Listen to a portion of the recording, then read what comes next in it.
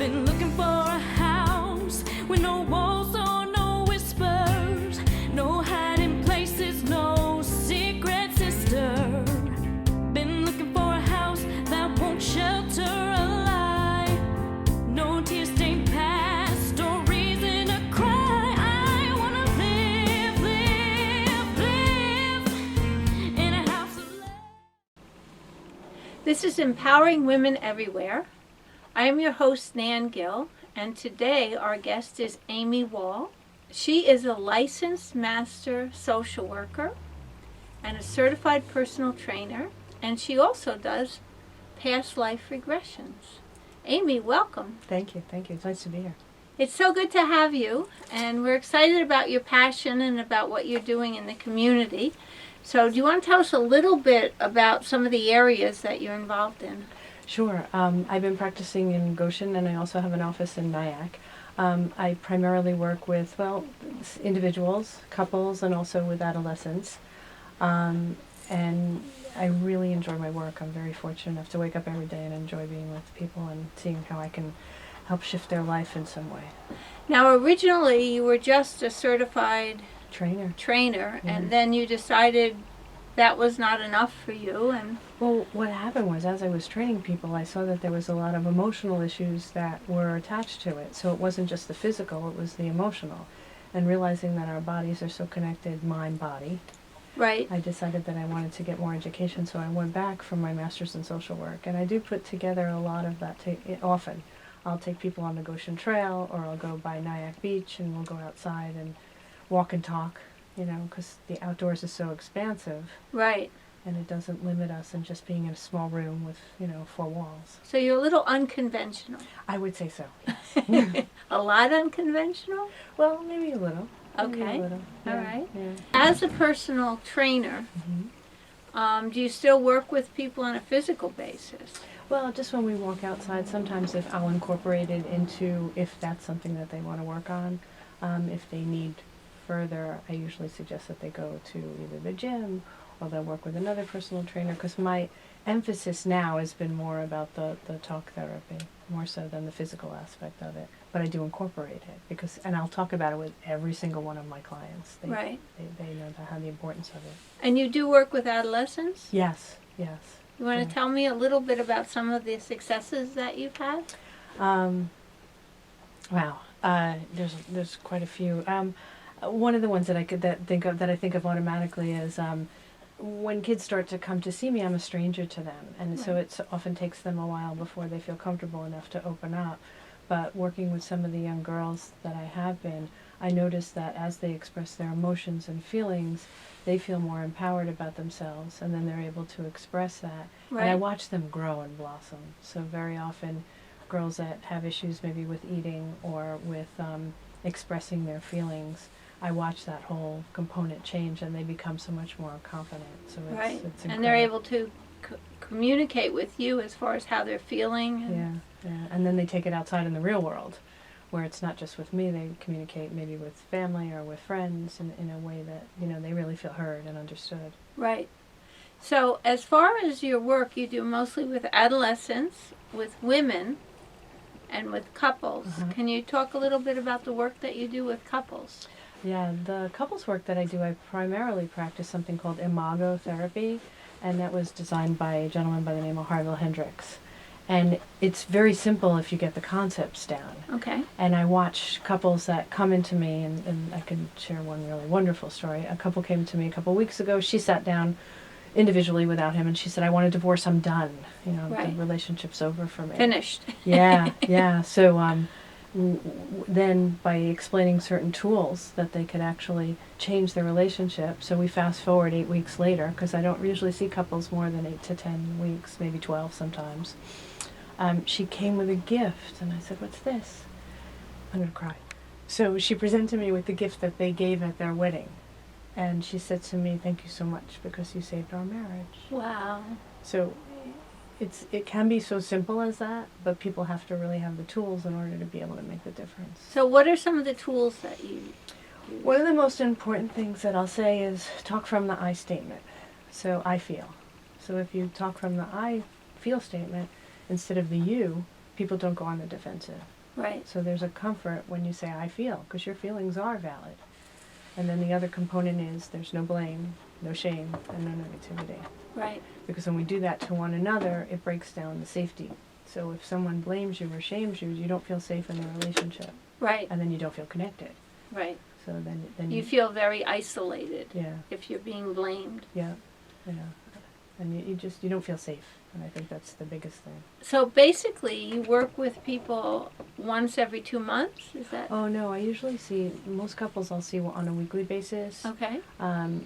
It depends on the circumstances, but I recommend, the weekly basis because you then develop a rapport, Right. and so then you start to shift a little bit and there's change. If there's too much of a lapse between the time period that I see people, Right. they don't feel as connected. Right.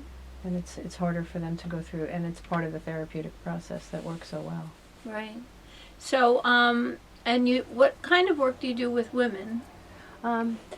Well, it depends on the individual, but very often women come to me, they could be depressed, they could be dealing with issues of, their relationship, or maybe anxiety, that shows up a lot. I also do a women's group every Wednesday night, because a lot of people can't afford the one-to-one therapy. Right. So I have a women's group that I do, and it's a women's empowerment group, and I've watched these women support one another in such wonderful ways. And that's been a real joy to So it's work. like Wednesday night meetings, or? Yeah, every other Okay. Wednesday we meet, and it could be various topics. I had a woman call me that I'd been seeing for a while, and she had lost her dad. And so that session became all about grief and loss. And so we talked a lot about that particular session. Right. So everyone relates, even though they may not have the exact same circumstance. They've gone through something similar, so they all can relate to one another. Right. Right. And I assume that they form friendships. Yeah, it's really nice watching the bonds, and they're so supportive to one another. Yeah. Yeah, it's Yeah. pretty special. Not to have to go through it alone is a big thing. I agree. Yeah, So, I definitely agree. Okay. I noticed that on your website, and tell us what your website is in case anybody's interested. My website is Inner Venture, because I feel like we're all going on this inner adventure inside ourselves, looking inside ourselves, seeing what changes that we want to have. I am proud to say my son designed the website, and he helped Okay. me with it. And it's just innerventure.net. And Okay. Thank you for that. Yeah, yeah. And what is the phone number if somebody wants to call you? It's 845-418-4282. Okay. Yeah, thank you. Thank you. And I noticed that you had done something that you're certified as a past life regression therapist. I was fortunate enough, and it was kind of serendipitous how the whole thing happened. I don't know if you've ever heard of Dr. Brian Weiss. I have. So Many lives, many masters. exactly. I read the book and I was blown away. Yeah. And I was so touched by what he wrote, and looking at death differently after reading that book, that I said out loud I wanted to study with him. And I looked up, there was a professional course at Omega, but it was sold out. And there's only 150 slots, and Right. people wait years to go see him. Right. And so I put my name on the wait list, and literally a month later they called me and said it was available. So I was fortunate enough to study with him, and it is fascinating to see. Not everybody can be hypnotized. It takes time, and I've done more hypnosis, with other people that I've studied with. Right. But to see what people have experienced and hear them share it, and it's a certain belief. You have to be open to that. Not everybody is, but it is fascinating. So basically, they would go and they would get hypnotized, Mm-hmm. and then you lead them through their past lives. Well, if they can see it, yes, Right. they will talk about different things. And in his books, he talks about this woman who has over 200 past lives. And so a lot of that, after she talked about all these past lives, a lot of her anxieties disappeared, because it was as if, she was healed, Right. in a way. So it's pretty fascinating. From what I understand, people say that you make the same constant mistakes over and over again with every life. Mhm. So if you're able to go back and see that pattern, Mm-hmm. then you're able to make a determination that you want to change. Mm-hmm. And how do you guide them through that? The most important thing is someone has to want. change. Right. You have to be able to have, how I look at it is if you have enough self-reflection and can say, well, this is an issue I've been dealing with and I'm ready to change. And I want to, so my expression will be, instead of going right, I want to go left. Right. So, but people have to be ready for that. And if someone's not ready, then they're not going to be able to do the work. They're going to be staying in where they are. Yeah. And that's, I'll say that even to couples, if they're stuck and they're not coachable, then that's where they're going to stay. Right. The more coachable someone is, the more their life is going to change. Right. It's pretty amazing. And what do you see as far as your mission on Earth?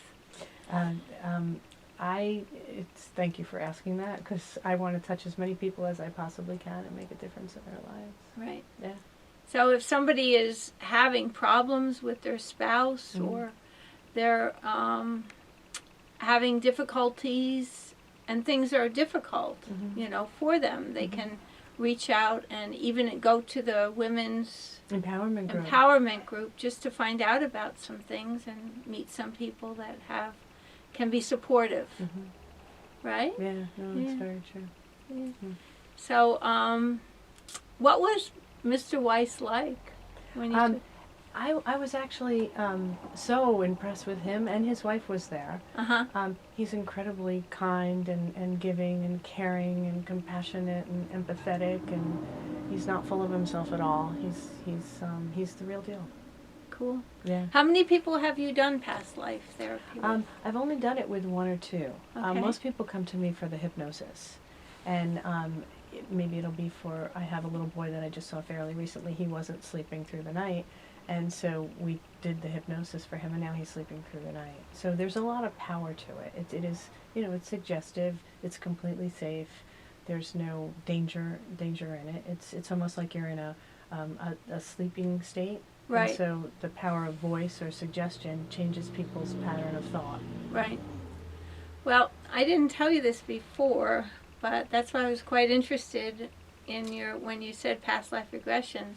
When I was married many years ago to my first husband, he's deceased now, but at any rate, he had wanted me to be different. And so it was kind of like a macho thing. They arranged that I should go to a past life therapist between him and my OBGYN. But the interesting thing is, it was a guy by the name of Garrett Oppenheim who's actually studied with Brian. And he's actually in the book. He was some woman in the book. You remember him telling me that. But actually what it did for me is it opened my mind to all different other possibilities. So it was a failure on my ex-husband's side because he wanted to get control. And it really opened me up to expressing myself and being who I really am today. How wonderful. Wow, Yeah. wow, I did not know that. Yeah. Yeah, that's very Well, cool. I didn't even know you did past life regression. Yeah. But it's an amazing tool. Yes. Because you reach into your subconscious. That's exactly it. And even if you don't believe in past lives, I know some people talk about past lives and say, well, it's really just a question of mistaken identity, because basically the DNA that we have in us goes back generations. So the memories of what happened could be just from our DNA that we're touching into, and our reaction can be from, generations back. Well, it was fascinating listening to different people talk. Like, a lot of people, when they went to when they were regressed, they would say, they've been to places and that they actually felt like they've been there before. Right. And it may have been centuries ago, or hundreds of, years ago, but they Right. were actually at that same location, but not necessarily in the present life. Right. So a lot of people have had that. So it's really interesting, but maybe it's not a situation of, continuing lives, but just remembering what's in your DNA from your past, history from generations before. Right. So stopping a generational problem is really difficult. Oh, if you think back about drug, alcohol abuse, it is very difficult because it could be in someone's DNA and it could Right. be genetic, and to go change that is very difficult for that person. But the hypnosis actually is a tool that can help. Yes, it could. It could. Yeah. But I wouldn't necessarily.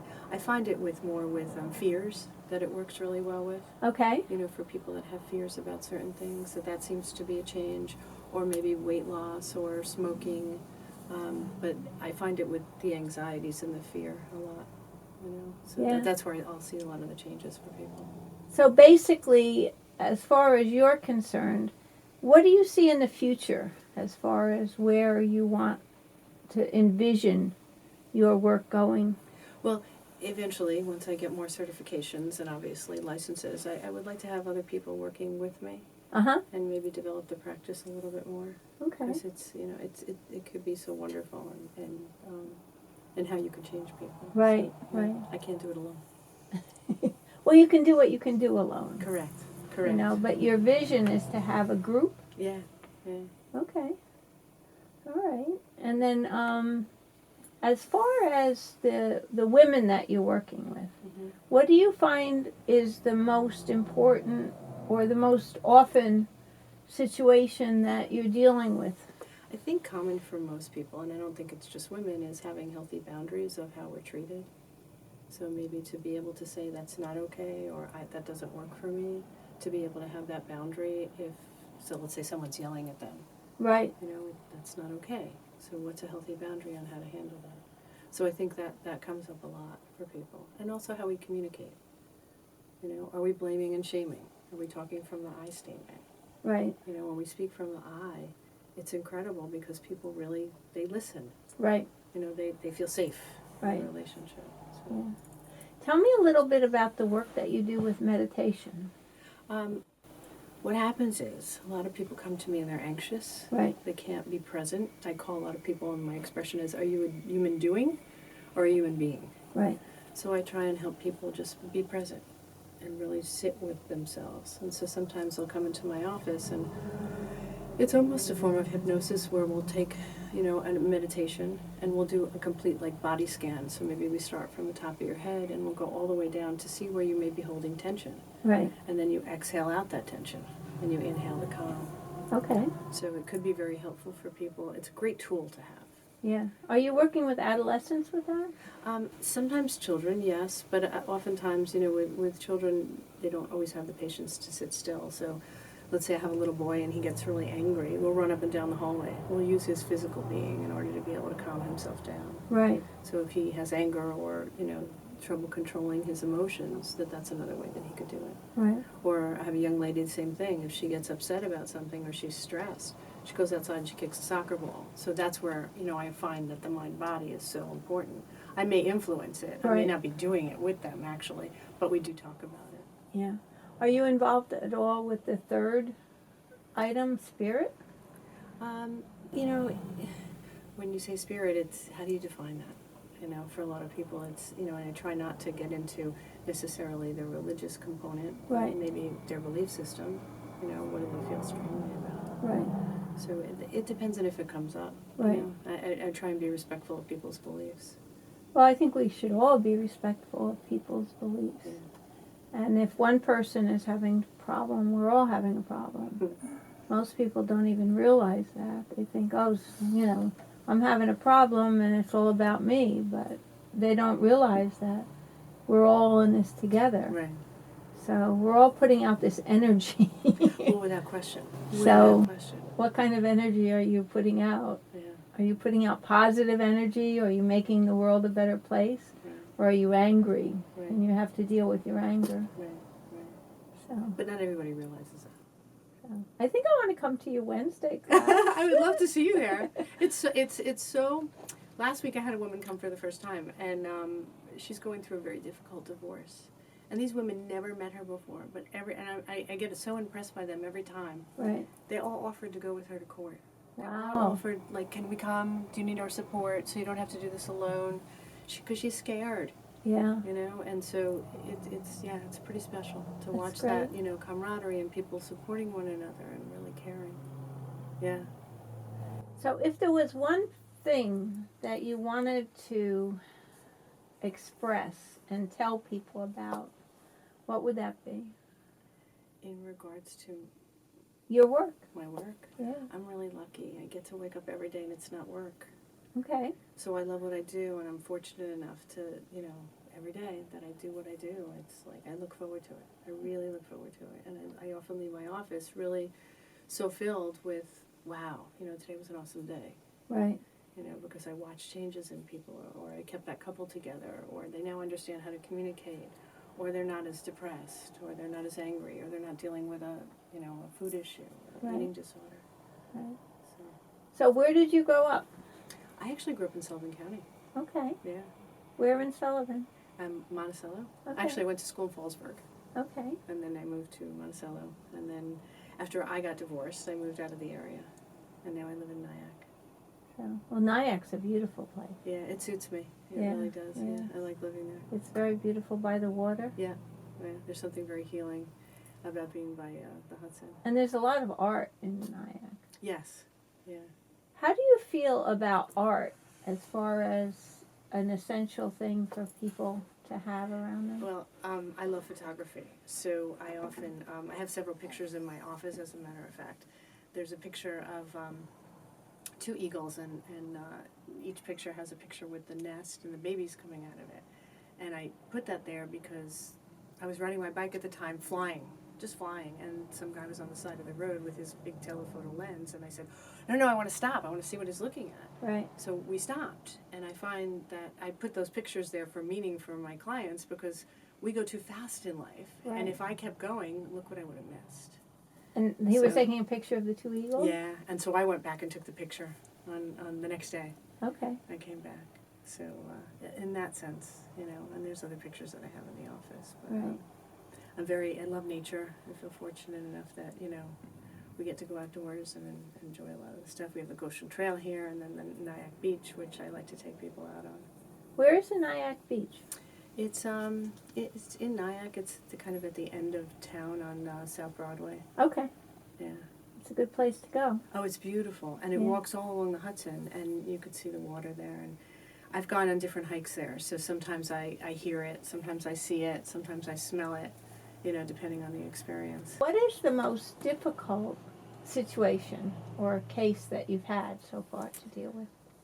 I had a couple come in to see me, and I had already seen them each individually, and they had a discrepancy. They had in their relationship, and he got so annoyed. He picked up his self and grabbed his jacket and started to walk out of my office. Uh-huh. And I'm like, oh my God, what am I going to do? So I said to him, as he's getting ready to leave, I said, is this how you deal with everything in your life? Do you Oh, get up wow. and leave? Do you get up and run? And I said, it's not helping you. I said, come back and sit down and let's see if we can work on this. And he stayed and worked it out, and then their relationship changed. Very Wow. often we cope the same way over and over again. Yeah. But I got him to stay. And so, yeah, I was in my seat going, oh my God, please don't leave. Because he was going to walk out, and literally he was on his way to slamming the door. He was pretty angry. Yeah. Yeah, so I think that was probably the most difficult. That was the most difficult. Yeah. Yeah. And what about the most rewarding? There's a lot. I can't just think of one. Well, give me two. Give me three. So I was seeing this young lady. She's 16 years old, and she was being bullied in school, and she wasn't eating, and she was really having a difficult time. And so we got her to be able to talk and express herself and feel better about herself. She was pretty depressed. And watched a complete turnaround. Like, she's eating, she's taking care of herself, she's engaging with friends, she's going out more. She was isolating and pretty depressed. And Right. so to watch that change, and then have her mom come in, and her mom just like so ecstatic and so happy because she's not sad anymore and doesn't want to hurt herself. And so, yeah, It's a beautiful pretty, thing. yeah, it is. It is. And there's been a couple other, and I would say it's mostly teenagers that I see those things when you're asking me, because why do I see that is because I know that now for the rest of their lives that they're Right. going to be able to take care of themselves. Hopefully they'll go on and get married and have children, and then they'll be able Right. to deal with their children. So it's it doesn't stop with just the child. Right. You know, it goes on and on. And often with couples, it's the same thing. When you see a couple staying together and they could work it out and they have little kids, and now they had to model what it's like to be in a healthy relationship for their children, so then their children get the benefit of it too. Right. So Yeah. you're actually changing generational Yeah. difficulties. Yeah. It's Very rewarding. yes, it is. Yeah. Do you ever have anyone come in that's suffering from sexual abuse? I have not. I've only, and you know, there's certain things that I am good at or I can handle, and then there's things that I can't. And so I'm fortunate enough that if something comes across my plate that I don't feel I'm a good fit for, I will tell them that. And I will Right. say, listen, I do have someone that deals with trauma. Maybe you should call her. Right. Or if you'd rather see a male therapist, maybe you would go to this person. So I'm really fortunate to have people that I trust, that I would send my children to, Right. you know, to be able to refer. I can't be everything to everybody. No. Are you involved with any professional groups?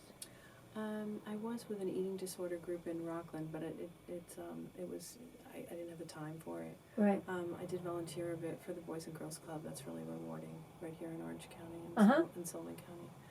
Again, the time commitments on that and my work. I work a lot at night, so there's 3 or 4 nights a week where I'm working. Right. So I can't. It's hard for me to commit to them. So whenever I can volunteer, I do. Thank you so much, Amy, for being with us and empowering women everywhere. And thank you for the work that you're doing in empowering women. And if anyone would like to join Amy on her Wednesday class or find out more about her, you can give her a call at your number. It's 845-418-4282. And also find out on her website what she's up to, which is Interventure.net. interventure.net. Thank you so much for Thank being you. here. Thank you very much for having me. It was a pleasure. It was a pleasure.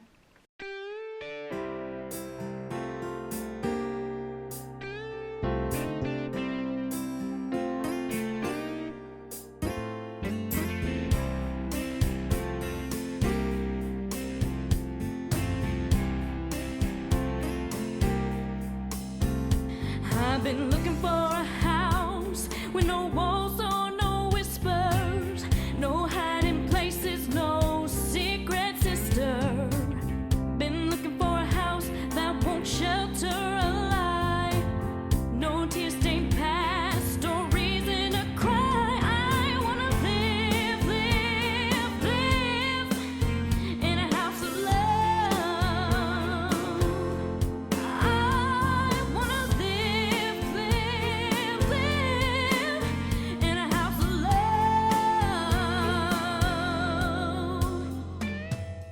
I know there's a Hi, I'm Lenny Galino.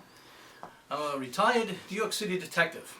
I was with the New York City Police Department for 21 years, retired in 2006, and now I'm proud owner of Gold Shield Investigations.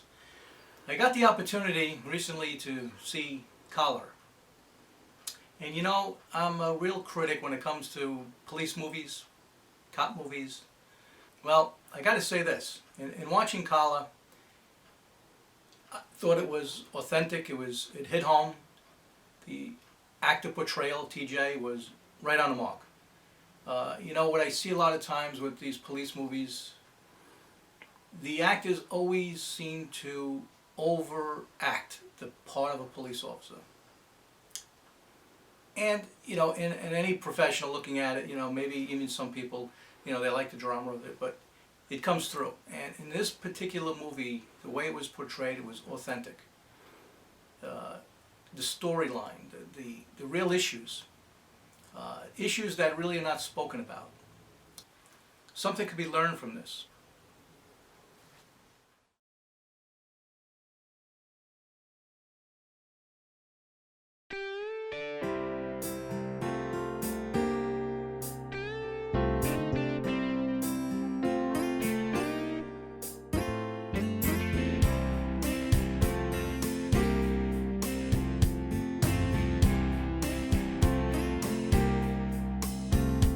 I've been looking